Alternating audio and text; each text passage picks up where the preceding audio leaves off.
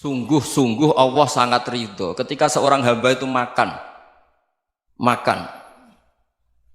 ketika sesuap nasi dia muji Allah, ketika minum seteguk nasi dia muji Allah. Itu kalau orang diridhoni Allah itu wali betul. Itu untuk jadi wali itu gampang, kamu makan ridho, kamu nginjak buminya Allah ridho seneng, kamu hidup keseharian aman seneng. Nah ini supaya sampean kita semua ngaji betapa panduan Rasulullah untuk menggapai ridho Allah itu banyak yang keseharian sekali. Saking kesehariannya banyak dalam hadis dan itu sahih. Nabi menyebut hal-hal yang keseharian. Hatta ma tas'alu fi fimra'atika, kamu punya uang kemudian istri kamu bisa makan itu ibadah. Bahkan sebagian ibadah itu dicontohkan Nabi yang akhirnya diprotes sahabat. Yaitu wa fi buti ahadikum sedekah, kamu menggauli istri kamu itu ya sedekah. Sampai sahabat bilang yang benar ya Rasulullah. Ayati ahaduna syahwatahu wa huwa lahu ajrun. Masa urusan biologis, urusan syahwat kemudian dia dapat pahala. Nabi menjawab, alaysa lawadu'aha fi haramin akana alaihi wisrun. Bagaimana kalau dia meletakkan ke yang tidak benar itu kan dosa. Nah, hal-hal seperti ini yang saya ingin teman-teman semua. Saya juga agak ingin ngaji demi Anda juga agak ingin. Itu dosa sekali ngaji kok pesanan kelompok tertentu itu enggak boleh. Islam itu untuk semua. Jadi ya cuma karena di depan saya jenengan ya seakan-akan jenengan korbannya. Itu ada ilmunya dalam usul fikih itu. Jadi orang itu harus ngaji usul fikih. Nama yang disebut, mungkin Mas Sufyan masih ingat zaman ngaji usul fikih. Nama yang disebut itu tidak jaminan sebagai prioritas perintah. Jadi misalnya gini, kebetulan yang di depan Nabi itu Abu Dzar. Nabi ya bilang, ya Aba Dzarin ini uhibbuka misalnya, atau ya Mu'ad ini muhibbuka, atau ya Aba Hurairah ini uhibbuka misalnya. Banyaklah riwayat yang Nabi nyebut ya Aba Dzarin, ya Mu'ad, ya Aba Hurairah. Kemudian misalnya Nabi meneruskan khitab, ini uhibbuka, saya mencintai kamu, fakul dubur sholatin, atau sebagian riwayat disebut fala tada'an la dubura kulli sholatin, Allahumma inni ala dzikrika wa syukrika wa husni ibadatik. Saya mencintai kamu, siapa saja. Mu'ad bisa, Abu Dzar bisa siapa? Saya mencintai kamu, mohon kalau habis sholat kamu jangan lupa wiridan Allahumma a'inni ala dzikrika wa syukrika wa husni ibadatik. Ya Allah, tolong kami permudah supaya mudah ingat engkau. Anda tidak bisa mentang-mentang, wong nama saya Parmin, nama saya Purnomo, itu yang diperintahkan Mu'ad misalnya. Jadi yang disebut satu, tapi khitab itu untuk siapa saja. Saya teruskan ya. Jadi saya mohon semua kita melakukan kebaikan itu kalau dalam kaidah fikih disebut al yakin la yuzalu bisyak. Banyak kebaikan yang kebenarannya itu 100%. Tidak punya efek samping ke pihak lain, ke kelompok lain, ke komunitas lain.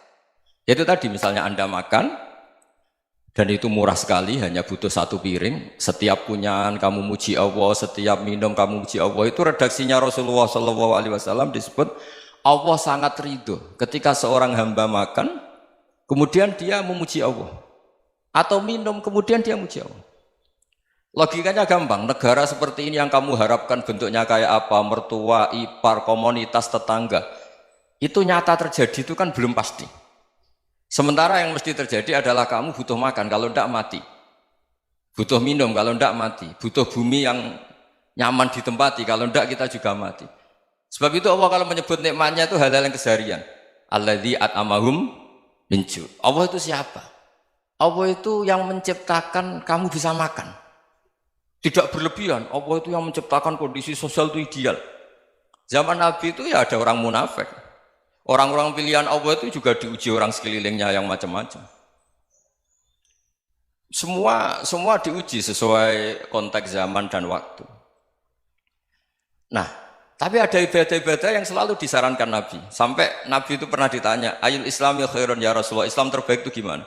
Jawaban Nabi itu unik. It'amut to'am. Islam terbaik itu ya makan-makan, yang santai-santai. Ketika Allah menyebut beberapa kebaikan, falak tahamal aqobah wa ma adrokan Allah mal aqobah. Terusannya apa? Fakku rokobah. Terusannya apa? Au it'amun fi yaumin di masubah. Ya itu acara makan-makan itu juga Islam. Kenapa? Ya bayangkan kalau tidak ada makanan kita mati kan? Kondisi sosial tidak ideal itu Anda masih gak apa-apa. Tapi kalau Anda tidak makan, Anda tidak minum, Kamu punya istri cerewet masih bisa hidup, punya mertua cerewet masih bisa hidup. Tapi kalau tidak makan bisa mati. Berarti penting mana istri sama makan? Penting mana? Makan. Semoga istri Anda dengar, nanti kamu disuruh makan tapi pulang deh. Itu kalau dibahasakan makan masih memahami. Penting mana nasi satu piring dengan istri. Nggak ada nasi mati, nggak ada istri belum mati. Penting mana? Gak berani jawab kan? Nah, ternyata Anda ada garang kan di depan istri. Jadi saya mohonlah, mungkin Mas Sufyan Sauri tadi yang bisa bantulah. Teman-teman tuh ngaji yang keseharian saja. Karena kita nyari ridha Allah itu berdasar firman Allah. Dan firman Allah itu menyebut keseharian tuh riang, gampang. Yaitu tadi misalnya wa min ayatihi manamukum bil laili wan nahar. Termasuk ayat-ayat Allah itu kamu tidur. Maka dulu itu ada guyonan, ada tokoh Mu'tazilah, kelompok dalam Islam yang berpikir manusia itu bisa menentukan ikhtiarnya sendiri. Karena saya bisa duduk, ingin berdiri, berdiri. Karena kelompok ini nggak terima kalau semua kehendak Allah, nanti bagaimana kalau semua kehendak Allah kok ada hisab ya, ada sanksi. Lucunya itu dia akhirnya, ini cerita ya, mencintai seorang perempuan, cantik sekali. Dan itu dia menjadi ahli sunnah itu oleh hal-hal yang sepele. Karena istrinya cantik, ya namanya suami istri hubungan intim. Terus ditanya, Mas, masih ingin lagi? Masih. Silahkan diulang lagi. Wah ya tidak bisa. Katanya manusia bisa menentukan yang diinginkan. Itu tobat itu. Itu nggak bisa ditobatkan Mas Sufyan Ats-Tsauri. Orang cantik yang mudah nobatkan orang itu orang cantik. Segampang itu. Akhirnya kita tahu, makanya kalau dalam kitab Hikam itu disebut al-aqil mayyakul madza yaf'alu wa hubi wal ghafil mayyakul madza af'al. Orang yang punya akal karena sadar ini wilayah Allah, semua milik Tuhan. Itu dia tiap hari berpikir, besok Allah akan melakukan apa terhadap dunia ini. Kamu merencanakan suatu mau plesir, ternyata gempa. Mau wisata ke Rusia, ternyata perang. Kamu tidak pernah tahu apa yang akan terjadi besok. Wa ma tadri nafsum madza taksibu ghadan. Tapi anda semua kita ini sering punya jadwal permanen. Makanya saya kalau diundang siapa saja, sanad takdir. Yang jelas Gus ini acara penting. Ya masih acara penting nak pangeran ngersakno piye? Kok ape dadi pangeran? Kamu kok mau jadi Tuhan? Itu kadang ya kiai. Penting Gus acara ini jenengan harus memastikan bisa. Loh kamu itu yang ngajarin tauhid, sesuatu itu biadillah kok bilang-bilang apa pasti. Kalau maksa terus tak tobatkan loh kamu kata saya.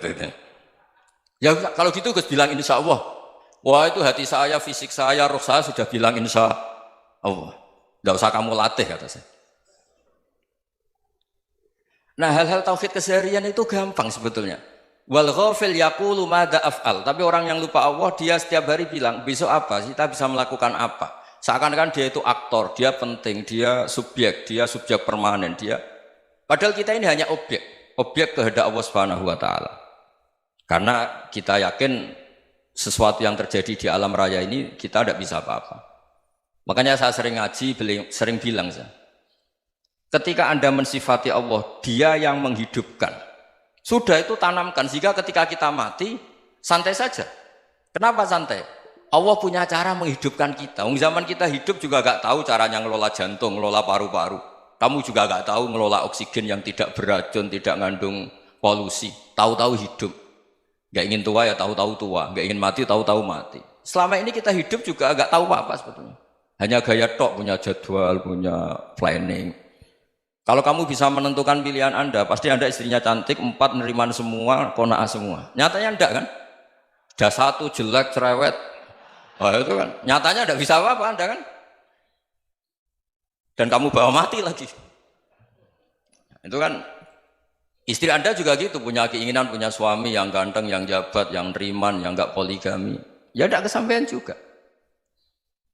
Kalau kita ngitung tingkat kegagalan kita itu gagal terus. Ya kan? Nah, terus ingat Allah, madza yaf'alu wa bi. Orang yang punya akal selalu berpikir Allah itu menghendaki apa terhadap saya. Lalu sama-sama orang melihat orang yang serius, itu kata Anda itu pemikir berat, serius, senang punya tokoh yang merengut karena kamu anggap serius. Tapi sebagian orang anggap orang yang serius itu wong merengut, wong masam, wong muka kok ditekuk. Jadi sama Itu hati ya muqallibal qulub tsabbit qalbi ala dini, karena kita nggak tahu cara berpikir kita tentang orang lain, tentang sekeliling kita. Misalnya kita orang baik yang jenis ngurmat fakir miskin. Ada orang bangun masjid mewah itu janggal. Apa artinya masjid mewah kalau banyak orang kelaparan? Tapi kalau yang jenis pendidikan apa artinya masjid mewah kalau tidak bisa ngaji? Nanti yang jenis infrastruktur apa artinya ini kalau semuanya punya sudut pandang yang berbeda-beda. Dan Islam mengapresiasi semua kebaikan. Tapi katakan semua kebaikan itu adalah kehendak Allah Subhanahu wa taala. Karena apapun baik Anda itu pakai fasilitas yang diberikan oleh Allah Subhanahu wa taala. Sehingga ini yang disebut qulillah tsumadarhum fi khawdihim yal'abun. Ya kembali tadi ke tema-tema bahwa keseharian Anda ini sudah Islami. Saat Anda tidak bisa melakukan apa saja. Saya sering ada jenazah, biasanya kalau tetangga meninggal saya sering disuruh ngelepas. Saya bilang orang ini baik karena sering ngelamun di rumah, sering nganggur di rumah. Ditanya sama anaknya, kenapa Gus nganggur baik? Ya kalau dia nganggur artinya juga agak berbuat sesuatu yang maksiat kan? Ya kan? Orang nganggur di rumahnya ya tidak bunuh orang, tidak maling, tidak korupsi, ya namanya nganggur di rumah. Lah cuma istri cara pandang nganggur gak menghasilkan uang itu. Tapi juga gak menghasilkan kriminal kan? Jadi sebenarnya Islam itu makanya kalau sampai ngaji usul fikih itu ada kitab usul fikih namanya Lubul Usul, itu terkenal sekali di pesantren itu. Itu kalau ngapresiasi keseharian itu luar biasa. Izma min mubahin illa wa yatahaqqaqu bihi tarku haramimma. Karena keseharian yang mubah saat Anda lakukan itu ada kehebatan yang luar biasa, yaitu meninggalkan haram. Makanya dulu banyak orang-orang alim ketemu temannya itu guyon sampai semalaman. Itu biasanya yang semangat Islam itu kiai kok tidak tahajud, kiai kok tidak witir. Orang yang sedang mapan uangnya banyak, malam itu tidak kelayaban itu sudah luar biasa. Melawan nafsu supaya tidak maksiat itu sudah luar biasa. Supaya lupa guyon sama temannya semalaman sampai subuh. Gejlok-gejlokan ngenang zaman miskin, zaman kuliah nggak jelas, zaman apa. Melihatnya jangan tarkut tahajud. Seperti ini meninggalkan tahajud, tapi meninggalkannya ini talkul muharramat. Jadi kayak apa hebatnya? Sehingga Imam Ghazali punya riwayat yang agak unik. Hatta takuna ibadatu akhiri hadil ummah iku an-naum. Sehingga suatu saat ibadah terbaik umat ini itu tidur. Itu kan riwayat kontroversi. Ketika Imam Ghazali tanya, kenapa iya? Kenapa kamu mulai keluar dari rumah itu sudah banyak maksiat? Melihat perempuan yang enggak mahram, melihat fenomena. Tapi kalau kamu tidur itu enggak melihat apa-apa. Tapi juga kamu jangan menganggap tidur itu ibadah betul. Saatnya melakukan fardhu ain malah masih tidur. Tapi itu sudut pandang yang menjadikan kita Islam itu gampang. Jadi saat Anda tidak bisa aktivitas apa-apa, misalnya ada beberapa orang yang lumpuh. Lumpuh itu memang nggak bisa Jumatan, nggak bisa ibadah, tapi dia juga nggak bisa maksiat. Tidur itu memang Anda saat itu tidak bisa tahajud, tidak bisa witir, tapi saat itu ada zina, ada maling, tidak gosipkan orang, tidak bully orang, tidak menanamkan kebencian, tidak hasud. Sehingga tidur menurut Allah Ta'ala wa min ayatihi manamukum billaili apa? Wan-nahar. Karena di tidur itu selain ada unsur istirahat, jaga kestamina, juga ada unsur meninggalkan beberapa keburukan. Nah saya mohon ibadah yang keseharian ini kita jaga. Supaya kita semua baca ayat itu fasih. Fasih itu tertanam di hati. Allah itu siapa? Alladzi at'amahum min ju'i wa amanahum min khauf. Dan Allah kalau cerita di Quran itu anna subabnal ma'a subba thumma syaqaqnal ardhan wa syaqqa fa ambatna fiha habba wa inaba wa qadba wa zaituna wa nakhla wa hadaika hulba. Kamu tahu saya ini siapa, kata Allah? Saya ini adalah Tuhan yang menurunkan air, kemudian ada tanaman banyak. Habba wa inaba wa qadba, ada zaitun, ada tin, kalau orang Jawa mungkin ada tela, ada padi, ada mangga, ada pisang. Sudah. Wa inaba wa zaituna wa nakhla wa hadaika hulba, ada perkebunan yang lebat. Tujuannya apa? Mata Allahkum, silahkan kamu pakai, kamu nikmati. Tapi karena kadang kita ini punya ide-ide besar. Tadi untuk syukur saja nunggu punya istri riman, rumah baik, tetangga baik, komunitas baik, semuanya baik baru syukur. Lama-lama nanti ada di surga, syukurnya nunggu surga paling kelas A. Itu sudah ada yang menghuni Rasulullah, kamu nggak boleh di situ. Masa untuk syukur saja? Repotnya Masya Allah. Jadi mohonlah Quran yang kalau Anda hafalkan juz sama itu kan ada ayat-ayat yang kayak tadi. Ya, fal yang dzuril insanu ila ta'ami. Coba lihat Apa yang kamu makan ya? Dari mana? Dan untuk mempertahankan hidup kamu keseharian. Jadi jangan kira ibadah itu harus membentuk komunitas yang versi Anda. Ibadah itu harus yang hal yang mulu-mulu. Kesehariannya Anda alami. Loh ini saya tidak bikin-bikin. Saya ngaji bukan karena berdasar pesanan. Itu ayat yang saya bacakan betul ada ayatnya kan. Fal yang dzuril insanu ila tu'ami anna sababnal ma'a sabba thumma syaqqaqnal ardo syaqqa fa ambasna fiha habba wa inaba wa qadba wa zaituna wa nakhla wa hada'iqa ghulba. Terusannya apa? Mata'al lakum, silakan kamu nikmati. Mata itu silakan kamu nikmati. Ya kayak sampean dikasih hidangan ya makan. Ya sudah makan, habis makan ya minum, habis itu ngantuk ya tidur, ya sudah normal-normal saja. Kayak apa indahnya Islam?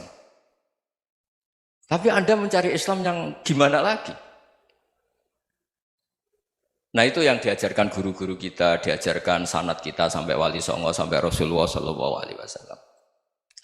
Bahwa pada akhirnya ada jihad, ada perang. Itu dulu memang perang, bukan membunuh, beda.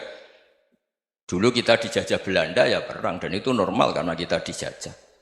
Jadi ketika orang lain ingin baik sama kita, wa in ahadum minal musyrikin astajaruka ya fa'jirhu hatta yasma'a kalam Allah. Kalau mereka ingin baik ya kita baik. Makanya ada istilah mustakman, mu'ahad. Kalau mereka ingin damai, berdampingan dengan kemajmukan ya itu yang lebih baik. Karena memang Islam menghormati proses perdamaian. Wa in janahu lis-salmi ya fajnah lah. Kalau ingin damai ya kita harus